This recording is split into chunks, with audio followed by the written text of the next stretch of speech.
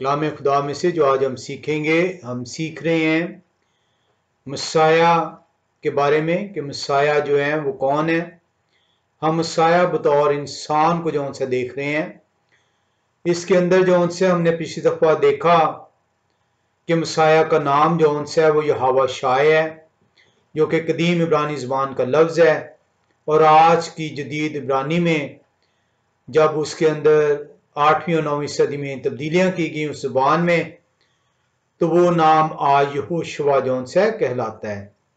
हमने देखा कि नाम जोन्स है, इसके अंदर जोन्स है बहुत सारी चीज़ें पिन्हा होती हैं, मौजूद होती हैं। इस नाम के अंदर अगर आप देखें तो इस नाम के अंदर आपकी सिफात मौजूद होती हैं, इस नाम के अंदर आपकी पहचान मौजूद होती है। इस नाम के अंदर जिस मकसद के लिए ये आपको नाम दिया गया है, जो सोचा गया है, उसके वो इसके अंदर मौजूद होता है। इसके अंदर आपकी तकदीर जो आपसे वाबस्ता की गई है वो मौजूद होती है।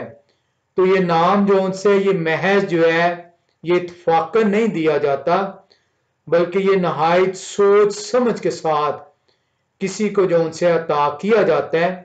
और इसके अंदर हमने अब्राम से जब अब्राहम बनते हैं, खुदाए कदूस ने बुलंद बाप से कौमों के बाप में जो उनसे तब्दील करते हैं, एक कौम के बाप से नस्लों के बाप में जब उन्हें तब्दील कर दिया जाता है, अब्राम से अब्राहम दिया जाता है, तो उसके अंदर इब्रानी ज़बान का जो उनसे है वो जो अल्फ़ाबेट हे है जिसको हमने सीखा वो देते हैं खुदाए कदूस। वो हे खुदाए कदूस की जो सी है वो जिंदगी है, वो ब्रेथ ऑफ लाइफ है जो अब्राहम को दे दी जाती है, ताकि उनकी नस्ल जौन सी है वो हमेशा तक जौन सी है वो जिंदा ठहर सके।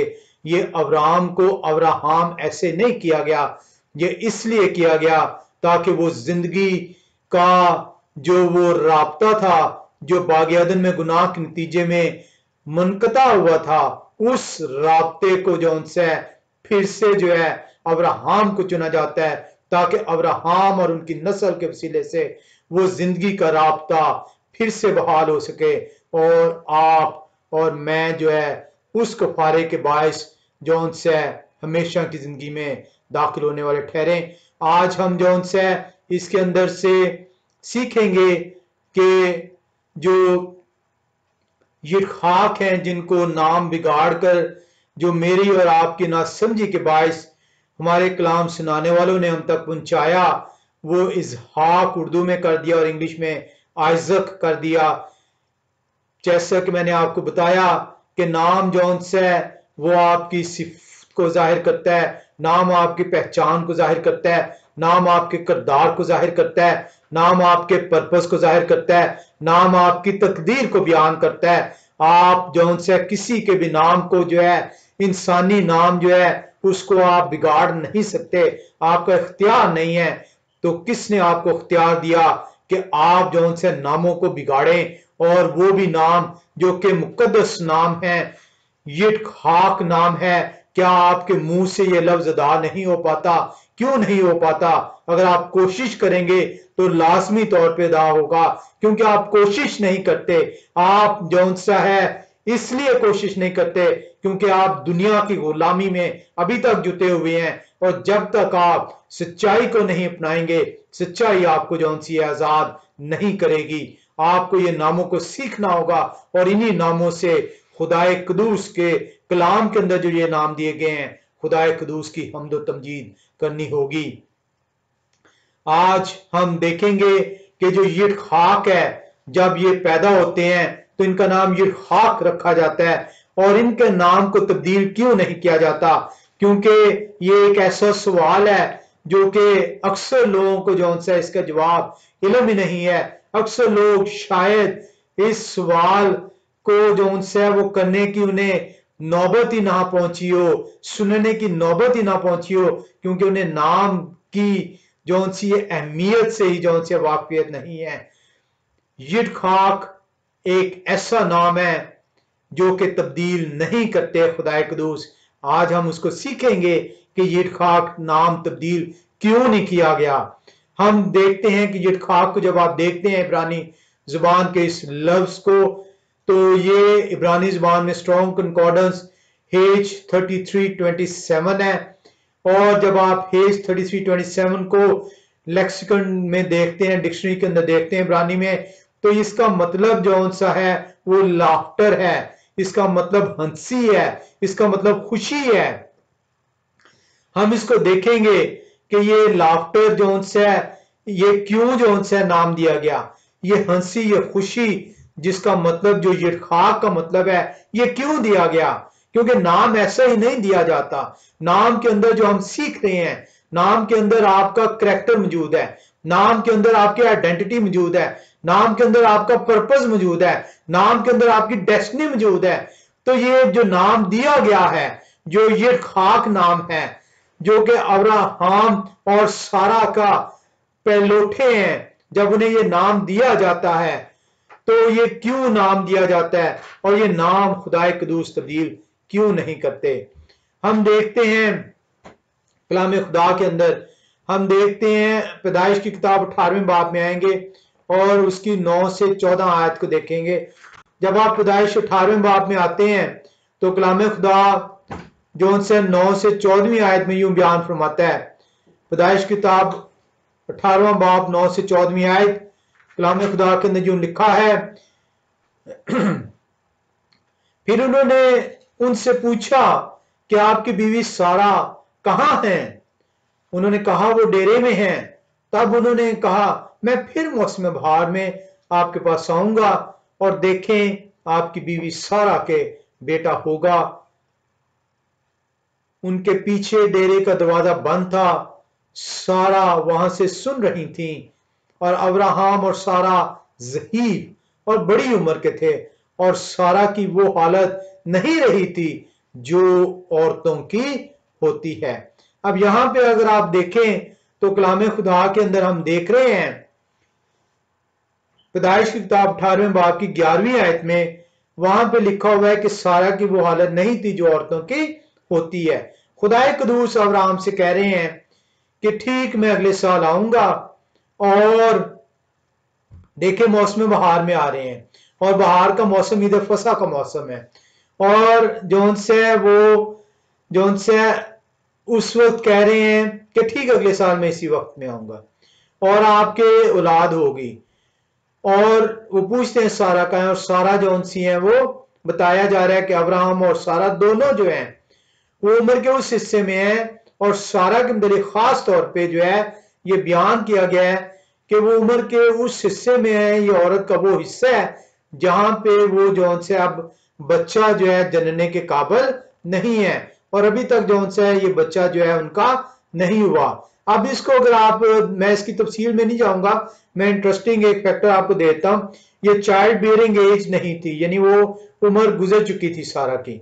जो चाइल्ड बियरिंग एज जो सी है मेडिकल साइंस के अंदर जब आप इसको देखते हैं, जब औरत बच्चा जनती है तो ये प्यूबर्टी से स्टार्ट होती है और ये कहा यह जाता है कि ये 12 साल की लड़की से 51 साल तक जो सी है जो औरत है, ये वो अरसा है 12 से 51 साल तक का, प्यूबर्टी से लेके जब तक उसकी जो सी है मेंस्ट्रुअल पीरियड जारी रहता है, प्यूबर्टी से स्टार्ट होता है और 51 साल की उम्र तक जो से उमूमन कहा जाता है कि मेंस्ट्रुअल पीरियड जारी रहता है, माहवारी उसको जारी रहती है।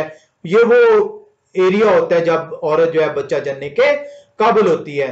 और सारी जो सी है वो अब्राहम 99 ईयर्स के हैं और सारी जो सी है उनसे जो है वो 10 साल छोटी हैं। तो जो है सारी जो है वो 89 बर्स की हो चुकी हैं और जो है वो बच्चा जनने के काबिल नहीं है, उम्र गुजर चुकी हुई है। और इसको अगर आप मेडिकली जो उनसे देखें तो जैसे जैसे आप एज बढ़ती जा रही होती है, आपकी जो बच्चा जनने की उम्र है वो कम होती चली जा रही होती है। मैंने आपको 12 से 51 साल बताई है। अगर आप इसकी देखें तो 25 वर्ष से वो ऐसी उम्र होती है जहां पे मैक्सिमम जो उनसे आपको बच्चा औरत जो है वो जन सक रही होती है, वो 18% एज होती है। 18% जो सी औरत जो है वो बच्चा जन सकती है 25 वर्ष की उम्र तक में। जैसे वो 30 वर्ष की उम्र में पहुंचती है तो वो 18 से 16% रह जाता है। 30 से 35 में जब हो जाती है तो सिर्फ 12% रह जाता है। यानी अब औरत के बच्चा जनने के, हालांकि अभी उम्र उसकी 35 वर्ष हुई है, ये पहले बच्चे की पैदाइश की बात हो रही है, तो सिर्फ 12% जौन सी है उसकी, जौन सी है वो प्रोबेबिलिटी है कि वो बच्चा जन पाएगी। और अगर वो 40 वर्ष की औरत हो जाती है तो सिर्फ 7% जौन सी उम्मीद होती है कि औरत बच्चा जनने के काबिल ठहरेगी। और सारी जौन सी हैं वो इस वक्त जो है 89 वर्ष की हैं, और जो है खुदा कदूस कह रहे हैं कि सारे जौन से ठीक अगले वर्ष में आऊंगा और आपकी बीवी सारे के बेटा होगा। आए हम अब जो है इसकी अगली आयत को देखते हैं, पैदाइश 18वें बाब की 12वीं आयत को। लिखा हुआ है, तब सारा ने अपने दिल में हंसकर कहा, क्या इस कदर उम्र सीधा होने पर भी मेरे लिए शादमानी हो सकती है, हालांकि मेरे खामन भी ज़ईफ है। सारी जानती हैं, सारा जानती हैं कि मैं तो उस उम्र के हिस्से में पहुंच जा चुकी हूं जहां पे 7% भी गुजर चुका हुआ है, जहां पे मेंस्ट्रुअल साइकिल माहवारी भी जौन सी खत्म हो चुकी हुई है। तो ये किस तरह मुमकिन है? मैं आपको मेंस्ट्रुअल साइकिल के अंदर नहीं लेके जाऊंगा, ये एक बड़ा इंटरेस्टिंग है कि ये क्यों खुदा ने जौन से औरत के अंदर इस निजाम को कायम किया हुआ है, उसका पर्पज है। अगर ये जौन से मेंस्ट्रुअल साइकिल खत्म हो जाए तो जौन सी है जो बच्चा है वो सर्वाइव ही नहीं कर सकता। ये ज़हन में रखिए, ये मेडिकली इसको जौन से मेडिकल साइंस इसको प्रूव करती है। और सारी की जौन से है वो मेंस्ट्रुअल साइकिल खत्म हो चुकी है, इसीलिए लिखा हुआ है कि चाइल्ड बेरिंग की एज खत्म हो चुकी हुई है। हम क्योंकि जौन से महज इसको पढ़ते हैं लिटरल मानों में, हमें इसके इल्म ही नहीं हो पाता कि हम पढ़ क्या रहे हैं। हमने तो रेस लगाई हुई है आम किताबों की तरह कि इसको खत्म करना है। खत्म करने से आपको अजर नहीं मिलेगा, अमल करने से अजर मिलेगा। समझ के साथ इसे पढ़ेंगे, सीखेंगे और फिर उस पर अमल करेंगे तो अजर उसमें आपको लिए दिया गया है। अब आप यहां पे देख रहे हैं कि सारा कह रही हैं कि मैं इस कदर उम्र सीधा हूं कि मैं तो अब बच्चा नहीं जान सकती, ऐसा पॉसिबल नहीं है। वो सवाल कर रही हैं, वो हंस रही हैं, अपने दिल में हंसती हैं। वो कहती है, क्या इस कदर उम्र सीधा होने पर भी मेरे लिए शादमानी हो सकती है? क्या मुझे यह खुशी मिल सकती है? किस बात की खुशी? कि खुदा मेरे लिए यह मौजज़ा कर दें। यह शादमानी एक मौजज़ा है अब, क्योंकि मेडिकली ये नहीं पॉसिबल। वो बच्चा जो से वो एक तो पहले कंसीव नहीं कर सकती, कंसीवमेंट की एज ही गुजर चुकी है, प्रेग्नेंट होने की एज ही गुजर चुकी है। और अगर खुदा न खास्ता औरत प्रेग्नेंट हो भी जाती है तो बच्चा वो जो है वो सर्वाइव नहीं कर सकता। प्रेगनेंसी और सर्वाइवल फर्क चीज है। सर्वाइवल के लिए मेंस्ट्रुअल साइकिल का होना जरूरी है, प्रेगनेंसी के लिए जो उनसे मेंस्ट्रुअल साइकिल का होना जरूरी नहीं है। तो सारा जो सी है वो ये कह रही हैं कि क्या ऐसा मौजज़ा मेरे लिए हो सकता है? क्या मैं शादमानी हासिल कर सकती हूं? क्या खुदा मुझे ये शादमानी इस उम्र में भी दे सकते हैं? और मेरे तो जो शोहर है वो भी नहायत ज़ईफ है। 13वीं आयत कहती है आगे, अगर आप देखें, लिखा है, फिर यह हव्वा खुदा ने अब्राहम से कहा कि सारा क्यों ये कह कर हंसी कि क्या मेरे जो ऐसी बुढ़िया हो गई हूं वाकई बेटा होगा? क्या यह हव्वा के नजदीक कोई बात मुश्किल है? मौसम बहार में मुय्यन वक्त पर, वो आगे पीछे भी नहीं, मुय्यन वक्त पर होगा। इसलिए होगा क्योंकि ये जो से मसले मसाया है और ये कुर्बानी के लिए पेश किए जाएंगे, क्योंकि मसाया जो है वो फंसा के बातें ठहराए गए हैं। इसलिए ये मौसम बहार में मुय्यन वक्त पर पैदा होंगे। क्या यह हव्वा के नजदीक कोई बात मुश्किल है? कितनी दफा कलाम खुदा ने मेरे और आपसे ये पैगाम दिया है, लेकिन हम ये हवा का नाम लेते हैं, हम ये हवा से दुआ करते हैं, हमारी दुआएं इसलिए कबूल नहीं होती क्योंकि हमारी दुआएं महज लफ्जों की दुआएं हैं, हमारी दुआओं में यकीन ईमान की कमी होती है। आपका अगर ईमान है कि आपने जो बात खुदा से की है दुआ के अंदर वो पूरी हो चुकी हुई है, तो वो पूरी हो जाएगी। खुदाए कदूस तो आपसे कह रहे हैं, क्या यह हवा के नजदीक कोई बात मुश्किल है? मौसम बहार में मुय्यन वक्त पर मैं आपके पास फिर आऊंगा और सारा के बेटा होगा। अब यहां पे आप जो देख रहे हैं, यहां पे कलाम खुदा हमें बता रहा है कि सारा लाफ्ट, सारा हंसती हैं। आए हम देखें कि जो खुदाए कदूस ने कहा था कि मुय्यन वक्त मौसम बहार में मैं फिर आऊंगा और सारा के बेटा होगा। आए देखें कि यिड खाक पैदा होते हैं और उनका नाम जौन सा है क्यों ये रखा जाता है। हम पैदाइश 21वें बाब में इसका जवाब तलाश करेंगे। पैदाइश 21वें बाब में जब आप जाएं और वहां पे हम देखेंगे पहले 2 से 3 आयत को लिखा हुआ है, सो सारा हामला हुई। मुबारक हो खुदाए कदूस के कहे के मुताबिक कि क्या ये हवा के नजदीक कोई बात मुश्किल है? वो औरत जिसके चांसेस ही नहीं थे प्रेग्नेंट होने के, क्योंकि मैंने आपको ब्रीफ सा बताया मेडिकल साइंस में 40 वर्ष की उम्र में औरत जब हो चुकती है तो 7% सिर्फ उसके चांसेस हैं, और सारे जो उनसे 89 वर्ष की हैं। और आप देखें कि खुदाए कदूस कहते हैं कि क्या यह हवा के नजदीक कोई बात मुश्किल है? और 21वें बाब की आपको जो सी है बता रहे हैं 3 आयत, 2 आयत में सो सारा हामला हुई। कैसे हामला हुई पहली आयत बताती है, और यहोवा ने जैसा उन्होंने फरमाया था सारा पर नजर की। और भाई जब यहोवा नजर करते हैं तो यहोवा के नजदीक कोई बात मुश्किल नहीं है। फिर मौजज़े होते हैं, फिर होते हैं मौजज़े जब यहोवा नजर करते हैं। और उन्होंने अपने वादे के मुताबिक सारा से किया। सो सारा हमला हुई और अब्राहम के लिए उनके बुढ़ापे में उसी मुय्यन वक्त पर जिसका जिक्र खुदा ने उनसे किया था उनके बेटा हुआ। और अब्राहम ने अपने बेटे का नाम जो उनसे सारा के पैदा हुआ यिड खाक रखा। अब यहां पे आप देख रहे हैं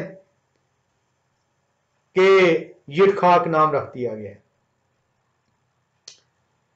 3 आयत बता रही है, 2 आयत में बताया कि बेटा हो जो उनसे सारा हमला हुई है ऐन मुय्यन वक्त पर, और अब्राहम जिनका अख्तियार है अपने बच्चे पर कि वो नाम रख सकें, जैसे बाप आसमानी का अख्तियार था कि वो बच्चा जो मिरियम से मौलूद होने को है फरिश्ते के जरिए से नाम भेजते हैं, बाप अपना नाम अख्तियार अपने नाम जो अख्तियार है नाम देने का वो इस्तेमाल करते हैं। यहाँ पे अब्राहम भी इख्तियार इस्तेमाल करते हैं और अपने बेटे को नाम देते हैं यिड खाक। आए देखें कि यिड खाक रखा क्यों है। बड़ी दफा आपने पढ़ा, बड़ी दफा आपने सुना। आए आज इसकी समझ को हासिल करें। 6ठी और 7वीं आयत में इसका जवाब मौजूद है। आपके हर सवाल का जब आप कलाम खुदा पे सवाल करते हैं तो कलाम के अंदर उसका जवाब मौजूद होता है। 6ठी और 7वीं आयत आपके सवाल का जवाब देती है। लिखा हुआ है 6ठी और 7वीं आयत में, और सारा ने कहा कि खुदा ने मुझे हंसाया, खुदा ने मुझ पर मौजज़ा किया, मुझे शादमानी दी। क्योंकि सारा ने सवाल किया था क्या मेरी इस बुढ़ापे में खुदा मुझे शादमानी दे सकते हैं? तो सारा कह रही है कि खुदा ने मुझे हंसाया, खुदा ने मेरे ऊपर अपना करम किया। और आपने पहली आयत में देखा कि खुदा ने सारा पर नजर की, और जब खुदा की नजर हो जाती है तो मौजज़े होते हैं, और जब मौजज़े होते हैं तो आपके मुंह से शुक्रगुजारी और हमद की हंसियां जो सी फूट निकलती हैं। और सारा ने कहा खुदा ने मुझे हंसाया और सब सुनने वाले, सिर्फ मुझे नहीं हंसाया और सब सुनने वाले मेरे साथ हंसेंगे। सिर्फ मैं ही इस मौजज़े का जिक्र नहीं करती रहूंगी, बल्कि सब सुनने वाले जो से हैं वो इस मौजज़े के वसीले से खुदा की तमजीद करेंगे।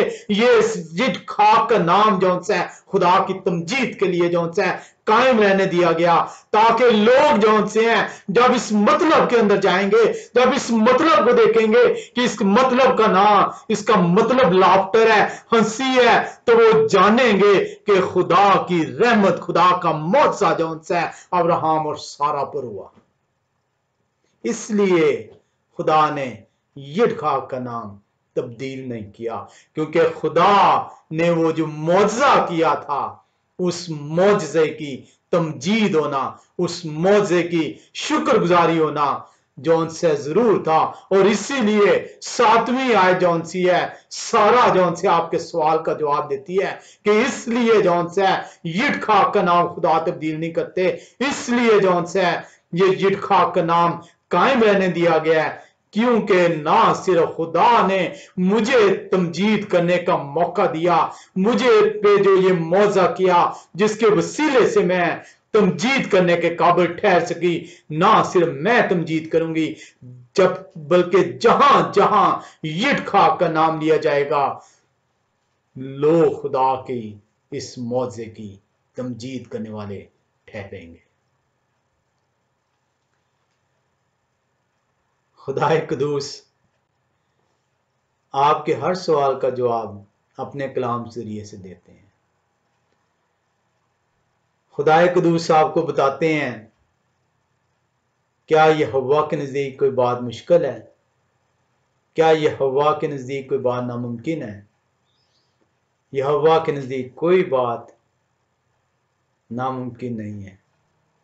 वो कहते हैं मेरे पास आओ, मुझसे मांगो और मुझ पे यकीन रखो कि जो आपने मांगा है वो आपको मिल गया है, तो आपके चेहरे पर ताजगी, हंसी बिखरेगी और आप मेरे हुजूरी में झुकोगे और मेरी तमजीद करने वाले ठहरोगे। ये मेरे और आपके लिए यिडखाक का नाम एक पैगाम है कि यह हवा के नज़दीक कोई बात मुश्किल नहीं है। हम खुदा कुदूस का शुक्र करते हैं कि वो भेद जो लोगों से मख्फी है, खुदा कुदूस के इस दिन में ठहरने के बायस खुदा कुदूस ने हमें आश्कारा ठहराया, ताकि हम इस नाम की बदौलत जब जब लें अब्राहम के खुदा, यिडखाक के खुदा, याकूब के खुदा, हम खुदा की तमजीद कर सकें, खुदा का शुक्र कर सकें। आया यहोवा बाप आपके नज़दीक कोई बात मुश्किल नहीं, मैं आपके हुजूरी में आया हूँ, मुझ पर भी लाफ्टर दें, मुझ पर भी हंसी बरसाएं, मुझ पर भी अपने कर्म की नजर करें। और यही वो रीजन है कि यिडखाक नाम दिया गया, क्योंकि इस नाम के अंदर एक मकसद था, उनकी तकदीर थी, उनका करैक्टर था, उनकी डेस्टिनी थी। आए हम देखें कि याकूब के नाम को किस तरह जो से तब्दील किया गया और क्यों तब्दील किया गया। बहुत सारे लोग जो उनसे इस बारे में तो जानते हैं कि याकूब का नाम जो उनसे है वो इस्राएल रखा गया। आए आज हम इस भेद को भी जो है वो सीखने की कोशिश करते हैं कि याकूब का नाम जो इस्राएल रखा गया उसके माने क्या हैं। कलाम खुदा जो उनसे हमें सिखाता है, याकूब जो उनसे ये इब्रानी ज़बान का लफ्ज़ है और इसकी स्ट्रॉन्ग कंकॉर्डेंस है H3290 और इसका मतलब है ऐसा शख्स जो कि दूसरे का हक जो उनसे है वो मारने की जौन सी है जुस्तजू करें। इसका मतलब हील कैचर भी है, एड़ी जो पकड़ के जो खींचने वाला है।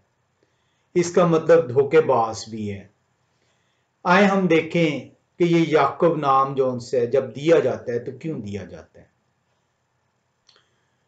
ये याकूब नाम उस वक्त तक जौन से ये याकूब के साथ पेवस्त ठहरता है जब तक खुदा याकूब के नाम को तब्दील कर कर यिस्राएल नाम नहीं दे देते। यिस्राएल जौन से इब्रानी ज़बान का लफ्ज, इसकी स्ट्रॉन्ग कंकॉर्डेंस H 3478 है। और यिस्राएल जौन से इसका मतलब है आप खुदा के शहजादे ठहराए गए हैं ताकि खुदा के साथ आप जौन से शराकतदारी में हिस्सादार ठहर पाए। ये उस बादशाहत को बयान किया गया है जो इस जमीन पर कायम होने वाली है और जिसके अंदर आप शहजादे और शहजादियां ठहराए गए हैं ताकि आप खुदा के साथ उस बादशाहत में उनके साथ शिरकत के जो है हकदार ठहर पाए। जो अपने आप को यिस्राएल नहीं गर्दानता, जो अपने आप को यिस्राएल नहीं कहता, वो खुदा के साथ शराकतदारी जो उनसे है वो नहीं कर पाएगा। Very simple, very plain. यिस्राएल को आप स्ट्रॉन्ग कंकॉर्डेंस में जाकर देख लें कि खुदाए कदूस ने यिस्राएल क्यों दिया, क्यों और नाम नहीं दे दिया याकूब को, क्यों और नाम नहीं दे दिया याकूब को, क्यों यिस्राएली नाम दिया। ये इसलिए नाम दिया, इसकी स्ट्रॉन्ग कंकॉर्डेंस H 3478 है, क्योंकि खुदा ने उस इंतजाम इलाही को जो वो मुकर्रर करने को थे वो पहले से बयान कर दिया था। उन्होंने बयान कर दिया था कि यिस्राएल को क्यों मेरे लोग कहा गया, इसलिए कहा गया क्योंकि ये वो लोग होंगे जो उस बादशाहत में खुदा के साथ शिरकत कर पाएंगे और उनके शहजादे और शहजादियां ठहरेंगे। तो जो आज अपने आप को यिस्राएल में शामिल नहीं ठहराता वो उस बादशाहत में शामिल नहीं ठहरेगा। वेरी सिंपल, वेरी प्लेन है। आए हम देखें कि ये जब याकूब नाम दिया जाता है तो ये क्या रीजन है। हम इसको सीखने के लिए हम पैदाइश की किताब 25वें बाब में चलेंगे। पैदाइश की किताब 25वां बाब और इसकी जो आयात का हम मुतालिया करेंगे ये 21 से 26 आयात है। पैदाइश की किताब 25वां बाब 21 से 26वीं आयत। कलाम खुदा यूं बयान करता है, और यित्खा ने अपनी बीवी के लिए यह हव्वा खुदावन से दुआ की क्योंकि वो भांज थी, और यहोवा खुदावन ने उनकी दुआ कबूल की और उनकी बीवी रिवका हामला हुई और उनके पेट में 2 लड़के आपस में मुजाहमत करने लगे। तब उन्होंने कहा, अगर ऐसा ही है तो मैं जीती क्यों हूं, और वो यहोवा खुदावन से पूछने गई। अब यहां पे आपने बड़ी दफा इस आयत को सुना होगा और पढ़ा भी होगा, लेकिन शायद आप रेस के घोड़े पर सवार रहकर आप कलाम खुदा को पढ़ते हैं। रेस के घोड़े पर सवार नहीं हुआ जाता, घुटनों के बल आया जाता है। खुदा की हजूरी में जब आप आते हैं तो घुटनों के बल जौन से आपको आना होगा, हलीमी के साथ आना होगा, फरोतनी के साथ आना होगा, अपने आप को खाली कर कर आना होगा। तभी खुदाए कदूस आपको अपने भेदों की समझ इनायत फरमाएंगे। मैंने बहुत सारे लोग देखे हैं जो कि धड़ाधड़ आयतें कोट कर रहे होते हैं। बहुत सारे लोग देखे हैं जो कि आयतों को बयान करते हैं, उनकी समझ को उनको नहीं दिया गया होता, क्योंकि उन्होंने समझ हासिल करने के लिए कलाम को नहीं सीखा होता, बल्कि वो अपनी बड़ाई के लिए कलाम को बयान करते हैं। अगर आप कलाम को सीखना चाहते हैं, समझना चाहते हैं, जानना चाहते हैं, खुदा से हिकमत जो से हासिल करना चाहते हैं, तो अपने आप को खाली कीजिए, घुटनों के बल आइए और खुदाए कदूस से हिकमत को तलब करें। हम इस आयत को दोबारा से पढ़ते हैं और हम सीखते हैं कि खुदाए कदूस ने इस आयत में सिखाया क्या। लिखा हुआ है 22वीं आयत में, और उनके पेट में 2 लड़के आपस में मुजाहमत करने लगे। तब उन्होंने कहा, अगर ऐसा ही है तो मैं जीती क्यों हूं, और वो हव्वा खुदावंद से पूछने गई। अब यहां पे आप देखें कि अभी लड़के जो उनसे उनके नाम नहीं रखे गए, अभी लड़के जो है मां के पेट के अंदर है, अभी लड़के जो उनसे हैं वो मां के पेट से उन्होंने जन्म नहीं लिया और उनके अंदर मज़ाहमत हो रही है। ये मज़ाहमत कैसे हो रही है? ये मज़ाहमत आपको ये बताएगी कि जो याकूब है वो पहले बाहर आना चाहते हैं, जो याकूब है वो पहले मां के पेट से बाहर निकलना चाह रहे हैं, जो याकूब है वो पहले पहलोठे का हक जो उनसे वो लेना चाह रहे हैं, और पहलोठे का हक जो उनसे उन्हें इल्म है वो मां के पेट से खुदा की कुदरत से जो उनसे ये रिबका हमला हुई है। क्योंकि आपने 21वीं आयत में देखा है कि यिठखाक जो उनसे हैं खुदा इकदूस से दुआ करते हैं और खुदा इकदूस एक दफा फिर अपनी नजर करते हैं और रिबका हमला ठहरती है। रिबका अपने आप हामला नहीं ठहर रही, खुदाए कदूस की नजर है उन पे, और खुदाए कदूस जो उनसे हैं उनके अंदर जो उनसे दो कौमों को परवान चढ़ाते हैं, और याकूब जो उनसे हैं वो पहले आना चाह रहे हैं, वो पहलोठे होने का हक हासिल करना चाह रहे हैं और वो मुजामत कर रहे हैं। लेकिन खुदाए कदूस का इंतजाम इलाही जो उनसे है वो बयान कर दिया गया है कि याकूब जो उनसे वो पहले नहीं आएंगे बल्कि 100 जो उनसे वो पहले आएंगे। आए हम आगे चलकर इसको देखते हैं। हम देखते हैं कि रिबका ये हव्वा खुदावन से पूछने जाती हैं। 23वीं आयत बयान करती है, यह हव्वा खुदावन कह रहे हैं, यहोवा खुदावन ने उन्हें कहा 2 कौमें आपके पेट में हैं और 2 कबीले आपके बतन से निकलते ही अलग अलग हो जाएंगे और एक कबीला दूसरे कबीले से जोर आवर होगा और बड़ा छोटे की खिदमत करेगा। 100 का आना इसलिए जरूरी है क्योंकि उसको खिदमत करने के लिए मुकर्रर किया गया। किसकी? इस्राएल की, जिसको मैं बाद में उसका नाम तब्दील कर दूंगा क्योंकि तमाम कौमें इस्राएल की तरफ जो उनसे रुजू करेंगे। ऐसे नहीं नाम याकूब दे दिया गया। हम इसको आगे चल के अभी देखते हैं कि याकूब क्यों दिया गया है। याकूब आखिरी दम तक कोशिश करते रहे हैं, याकूब आखिरी दम तक कोशिश करते रहे हैं कि 100 बाहर ना निकलने पाए पहले, और 100 जो से है वो निकलने ना पाए, और 100 पे लौटा होने का हक ना लेने पाए। आप कहेंगे कि ये तो नई बात आ गई। नई बात नहीं है, ये पुरानी बात है। ये इसलिए पुरानी बात है क्योंकि कलाम में तो हजारों साल पहले दर्ज कर दी गई और मैंने और आपने अपनी लालमी से इसको नहीं सीखा। आए हम आगे चलते हैं और बढ़ते हैं और पढ़ते हैं इसको।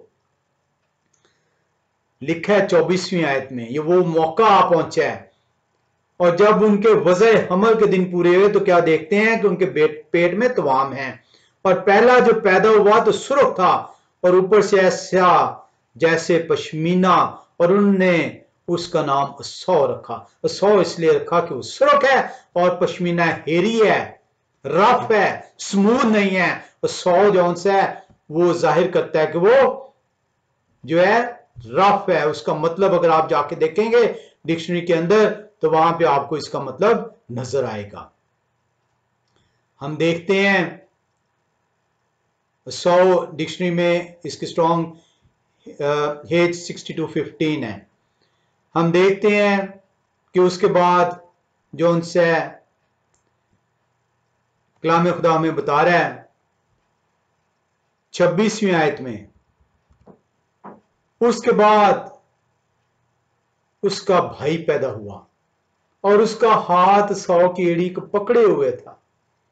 वो तो अंदर ही से कोशिश कर रहा है पर 100 तुझे बाहर नहीं जाने देना मैंने।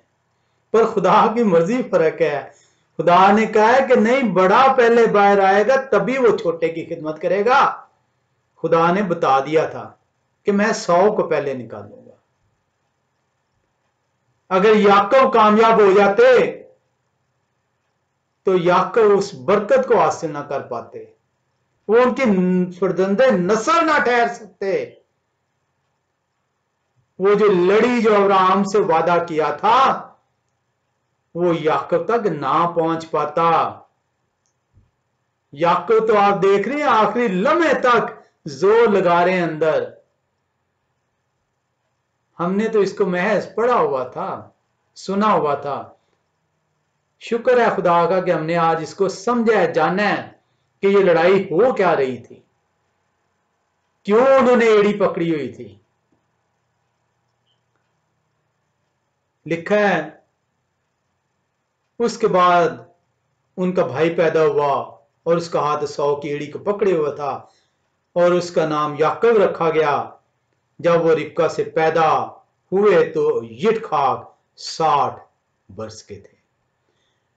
अब यहां भी आप देख रहे हैं कि क्यों याकूब रखा गया। ये याकूब इसलिए रखा गया कि याकूब पैदा होने से पहले से लेकर जब तक इस्राएल नहीं रखा गया, वो जोर आजमाई करते रहे हैं, वो जोर आजमाई करते रहे हैं, वो उस बरकत को हासिल करने के लिए अपना जोर लगाते रहे हैं। उनकी ख्वाहिश थी कि मुझे पहलौठे होने का हक मिल जाए, मुझे उस खुदाए कदूस की बरकत को जो अब्राहम से सादर की है, खुदाए कदूस ने जो यित्जखाक तक पहुंची है, वो यित्जखाक से ईसाऊ तक ना चली जाए, मैं उसका वारिस ठहरूं। तरीकेकार मुख्तलिफ था लेकिन इंटेंशन सही थी और इसीलिए वो एड़ी पकड़ते हैं और इसीलिए उनका नाम याकूब रखा जाता है, क्योंकि याकूब का मतलब है हील कैचर, जिसने एड़ी पकड़ी हुई है। याकूब का मतलब है डिसीवर, जो धोखे से पहले बाहर आना चाह रहा है।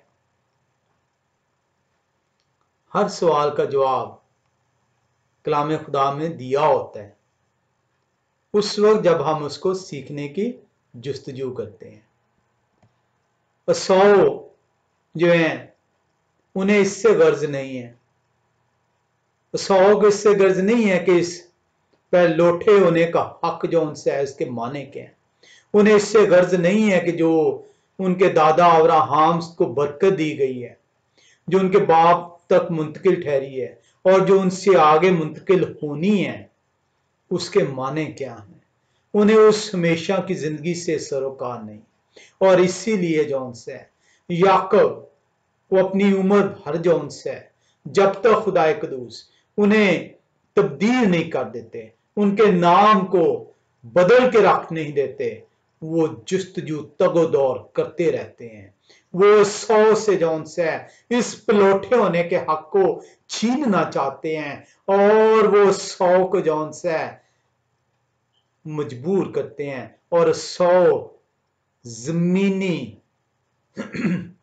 नेमत के लिए, उस रोटी के लिए जो जमीनी नेमत थी, उसके बदले उस आसमानी नेमत का सौदा करते हैं। ये मेरे और आपके लिए पैगाम है। इसके अंदर हम भी आज यही कर रहे हैं। हम उस आसमानी नेमत को ठुकरा रहे हैं और जमीनी नेमतों की तरफ दौड़ हमने लगाई हुई है। हम खुदा के हुक्मों को रद्द करते हैं जो हमें आसमानी नेमतों से जोड़ने का बाइस ठहराते हैं और हम जमीनी नेमतों की तरफ रवां हैं। हमारी ख्वाहिशात हमारे नफ्स के ताबे हैं, हमारी ख्वाहिशात रूह के ताबे होनी चाहिए। हम देखते हैं कि 100 अपना हक ये बेच देते हैं। आप इसे 25वें बाब के 28 से 34वीं आयत के अंदर देख सकते हैं। आप देख रहे हैं कि याकूब इस सारी उम्र इस जस्तजू में है कि किसी तरीके से ये हक मुझे मिल जाए। वो उस हक को रोटी के बदले 100 से खरीद लेते हैं। वो उस बरकत को अपने बाप से धोखे के बायस हासिल कर लेते हैं। खुदाए कदूस जो उनसे ये सब जान रहे हैं, वो जानते हैं, उन्हें इल्म है कि ये पहले उठा नहीं है, उन्हें इल्म है कि ये बरकत जो सी है अर्थली ब्लेसिंग्स के मुताबिक जो पहलोठे होने का हक था, इससे नहीं मिल सकती। वो खुदाए कदूस उसके अंदर वो तड़प देख रहे हैं। खुदाए कदूस उसके अंदर वो जज्बा देख रहे हैं, खुदाए कदूस उसके अंदर वो भूख देख रहे हैं जो उस रूहानी नेमत को हासिल करने के लिए याकूब के अंदर मचल रही है। और इसीलिए याकूब जो उनसे हैं, जब वो वापस आ रहे हैं शादी के बाद भाई से दोबारा मिलने, तो आपको याद होगा याकूब की कुश्ती होती है, वो कुश्ती करते हैं, वो कहते हैं मैं जाने नहीं दूंगा आपको जब तक आप मुझे बरकत नहीं दे देंगे, और मैं तो पैदा होने से पहले ही बरकत का भूखा हूं, मैं तो पैदा होने से पहले ही लड़ रहा हूं, मैं तो मां के पेट से लड़ता चला आ रहा हूं, मैं ही इस बरकत को हासिल करने के लिए जौन से जुस्तजू करता चला आया हूं। और सौ ने कब जौन सी है इस बरकत को हासिल करने के लिए जुस्तजू की, और सौ ने तो अर्थली नेमत के लिए, जमीनी नेमतों के लिए इस बरकत को बेच डाला है। ये याकूब की कुश्ती मेरे और आपके लिए एक पैगाम है कि मुझे और आपको भी खुदाए कदूस से लड़ना होगा। क्या है खुदाए कदूस उस आसमानी नेमतों को मेरे लिए जौन से महफूज कर दें, मुझे वो बख्श दें, मैं अपनी जमीनी नेमतें जौन से वो तरक करने को तैयार हूं। तब जाके जब खुदा देखेंगे कि आपका दिल के अंदर जो है वो मैल नहीं है, तब वो आसमानी नेमतें आपको मिलेंगी। ये आपसे झूठ बोलते हैं आपके कलाम सुनाने वाले कि आपको नेमतें मिल चुकी हैं। आपको खुदाए कदूस से लड़ना होगा, खुदाए कदूस के साथ याकूब की तरह आपको कुश्ती करनी होगी, ताकि खुदाए कदूस जौन से जिस तरह याकूब का नाम डिसीवर से, स्प्लेंटर से, हील कैचर से तब्दील करके रूलर के तौर पर रख दिया कि ही रूल विद मी, आपको भी उस बादशाह में दाखिल होने का एक ही मौका है कि आपको याकूब की तरह खुदाए कदूस से लड़ना होगा, ताकि मेरा और आपका नाम इस्राएल तब्दील कर दिया जाए। इस्राएल को बुरा भला कहने वालों, इस्राएल से बुग़्ज़ रखने वालों, आप खुदा की बादशाह के वारिस ही नहीं ठहर सकते जब तक आपका नाम तब्दील करके इस्राएल न रख दिया जाए।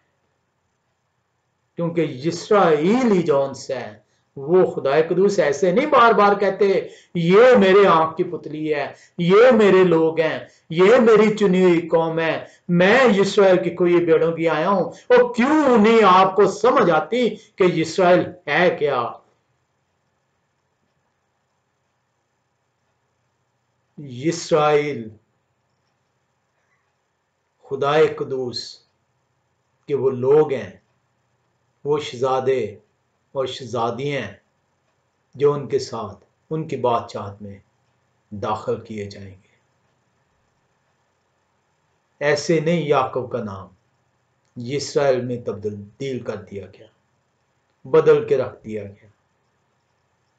एक डिसीवर को, हील कैचर को, स्प्लेंटर को खुदाए कदूस ने अपने साथ अपनी बादशाहत में शामिल करने का हकदार ठहरा दिया। आपने देखा अब्राहम, यित्जक, याकूब, इन तीनों के नामों के अंदर करैक्टर मौजूद है। इन तीनों के नामों के अंदर डेस्टिनी मौजूद है। इन तीनों के नामों के अंदर जो है वो किरदार, किस्मत, तकदीर, माने पोशीदा है। इसीलिए जब खुदाए कदूस जिस्म की सूरत अख्तियार करने मां मरियम से मालूम ठहरते हैं, तो खुदाए कदूस फरिश्ता पैगाम देता है, मरियम मत डरें, खुदाए कदूस ने आप पर करम की नजर की है, आप पर फजल हुआ है। और ये फजल जौन से आप देख रहे हैं अब्राहम पर हुआ, यित्जक पर हुआ, याकूब पर हुआ, मोशे पर हुआ, नबियों पर हुआ।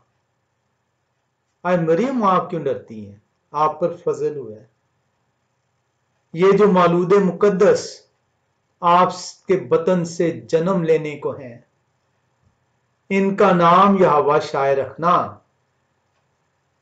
मतलब बता दिया गया, क्योंकि ये नाम मैं इसलिए दे रहा हूं, ये बाप का पैगाम इसलिए आप तक पहुंचाया जा रहा है क्योंकि ये वो हैं जिनके वसीले से निजात बख्शी गई है। अफसोस आज भी आप अपनी हठ धर्मी के बाइस, अपने नासमझी के बाइस, अपने कलाम सुनाने वाले की गलत तालीम के बाइस आज भी आप उस नाम की बेहुरमती करते हैं और उसे मुख्तलिफ नामों से पुकारते हैं। नाम को हमें सीखना होगा कि नाम के अंदर किरदार मौजूद होता है, नाम के अंदर मकसद मौजूद होता है, नाम के अंदर तकदीर मौजूद होती है। नाम आपको पहचान के लिए दिया जाता है। अगर आप कहते हैं तो हम उस लम्हे की तरफ बढ़ते हैं। मेरे ख्याल में हम इसको आज यहीं पे ख़त्म करते हैं। मेरा ख्याल था कि आज हम उस माँ मरियम की जब जो विलादत मसाया की होने वाली है उसको भी हम देख लेंगे आज, उसके मानों को समझ लेंगे कि माँ मरियम उस वक्त कौन सी हालत में है और यूसुफ क्यों उन्हें छोड़ना चाह रहे हैं, वो क्या रीज़न्स हैं और इसको रूहानी तौर पर हम किस तरीके से समझ सकते हैं। ये हम इसको नेक्स्ट टाइम सीखेंगे। और रब कुदूस ने चाहा तो इसके साथ ही एक और सवाल जो है, अगर वक्त ने इजाज़त दी तो हम उसको सीखेंगे। जब सवाल किया जाता है कि क्या गलील से भी कोई अच्छी चीज़ निकल सकती है, अमूमी तौर पर आज बज़ाहिर मसाया के शागिर्दों से जब ये सवाल किया जाए तो उनके पास इसका जवाब नहीं होता। हम इस सवाल को सीखेंगे क्योंकि हम मसाया को बतौर इंसान जानना चाह रहे हैं। हम इस सवाल को जानेंगे कि क्या गलील में से भी कोई अच्छी चीज़ निकल सकती है, ये क्यों कहा गया और क्यों जो है मसाया जो है वो गलील ही को अपना जो उनसे है वो बेस कैंप जो है वो ठहराते हैं और वहीं से मुनादी जो सी है वो करते हैं। खुदाए कुदूस का हम शुक्र अदा करते हैं कि खुदाए कुदूस हमें तौफीक बख्शते हैं कि हम उनकी हजूरी में ठहर पाएँ, हम उनके आगे जो है सरनगू हो सकें, अपने आप को खाली कर सकें, ताकि उनके हजूरी, उनके करम की नज़र मेरे और आप पर ठहर सके और हम हंस पाएँ। हम उस मुआवजे को जो उनके करम की नज़र के नतीजे में रूनुमा हो, खुदा की तमजीद करने वाले ठहरे। खुदा कुदूस हर पढ़ने, सुनने और अमल करने वाले को अपनी बरक़ात से मुनव्वर ठहराएं। आमीन।